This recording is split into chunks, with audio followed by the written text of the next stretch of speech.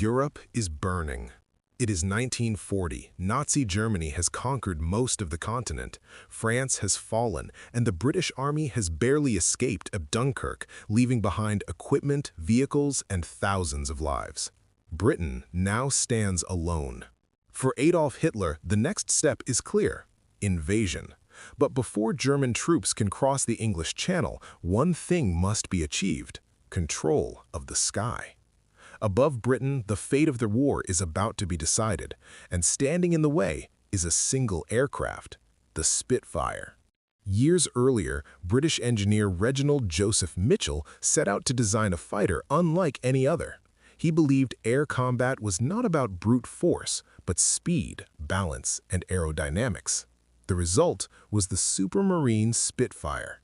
Its elegant elliptical wings were not built for beauty, but for efficiency, reducing drag and giving the aircraft exceptional maneuverability. When it first flew in 1936, it was already ahead of its time. Mitchell would never live to see its greatest triumph, but his creation was about to change history. At the heart of the Spitfire was the Rolls-Royce Merlin engine, powerful, reliable, and capable of fighting at high altitude.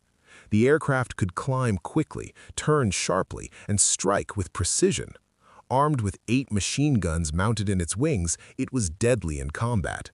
It was not easy to fly and demanded skill and discipline, but in the right hands, it became a lethal weapon.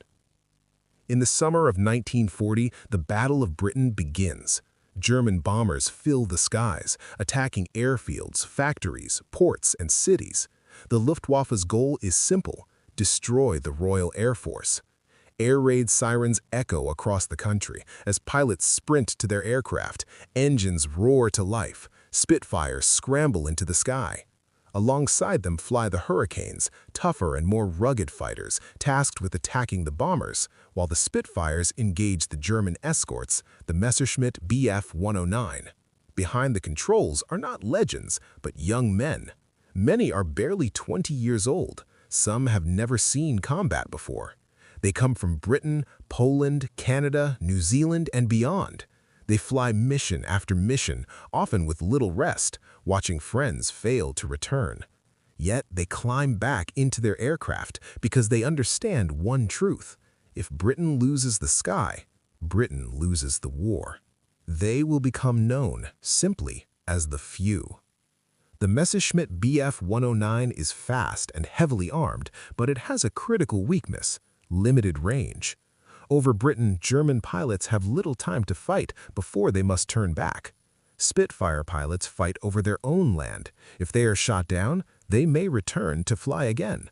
In close combat, the Spitfire turns tighter, responding faster in a deadly dance high above the ground.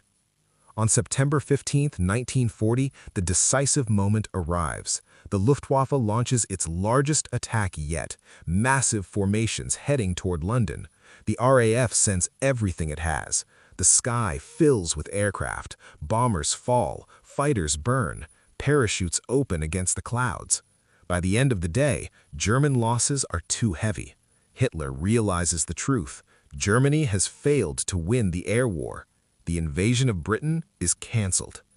The Spitfire becomes more than a machine. It becomes a symbol of resistance, courage, and survival. It will continue to fight throughout the war, constantly improved, serving in Europe, Africa, and beyond. The Spitfire did not win the war alone, but without it, history would have been very different. Sometimes the fate of nations is not decided on land or sea, but in the sky. And in 1940, the skies of Britain were defended by a legend: the Spitfire, the aircraft that saved Britain.